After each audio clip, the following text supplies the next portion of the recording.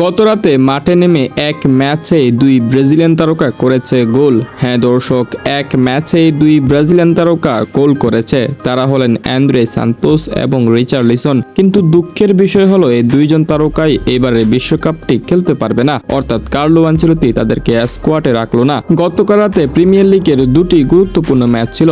একটি হলো Chelsea versus Tottenham, অপরটি ম্যান সিটি ভার্সেস ব্রেন্টমাউথ, যেখানে ম্যান সিটি ভার্সেস ব্রেন্টমাউথ ম্যাচের মাধ্যমে আর্সেনাল চ্যাম্পিয়ন ঘোষিত হয়। আর অন্যদিকে চেলসি এবং টটেনহামের ম্যাচে মাঠে নেমেই দুই ব্রাজিলিয়ান তারকার পায়ে থেকে এসেছে গোল, অর্থাৎ ব্রাজিলিয়ান মিডফিল্ডার অ্যান্দ্রে সান্তোসের দুর্দান্ত ফিনিশিং, এনজো ফার্নান্দেসের বাড়িয়ে দেওয়া বলকে জালবারে আবদ্ধ করেছেন ব্রাজিলের তরুণ মিডফিল্ডার অ্যান্দ্রে সান্তোস। ঠিক ম্যাচের শেষ মুহূর্তে গিয়ে আবার ব্রাজিলিয়ান তারকা রিচার্লিসনও গোল করেছে। তবে ম্যাচটি জিতেছে চেলসি, যেখানে রিচার্লিসন এক গোলে রেটিং পেয়েছে 8 পয়েন্ট, অন্যদিকে অ্যান্দ্রে সান্তোস এক গোলে রেটিং পেয়েছে 8.2। সেই সাথে অ্যান্দ্রে সান্তোস মিডফিল্ডে অনেক ছুটাছুটি করে খেলছিলেন, খুব আগ্রাসী ছিল এই ব্রাজিলিয়ান ফুটবলার। কিন্তু ভাগ্য সহায় না হওয়ায় তিনিও বিশ্বকাপে আর যেতে পারছে না। আর জোয়াও পেদ্রো এখনো ইনজুরির কারণে মাঠে নামতে পারেনি চেলসির ম্যাচে। এবং অন্যদিকে প্রিমিয়ার লিগের শেষ ম্যাচে গাব্রিয়েল ম্যাগেলেস, গাব্রিয়েল মার্টিনেলি এবং গাব্রিয়েল জেসুস এই তিন তারকা উঁচিয়ে ধরবেন প্রিমিয়ার লিগের ট্রফিটি, অর্থাৎ ক্রিস্টাল প্যালেসের বিপক্ষে মাঠে নামবে।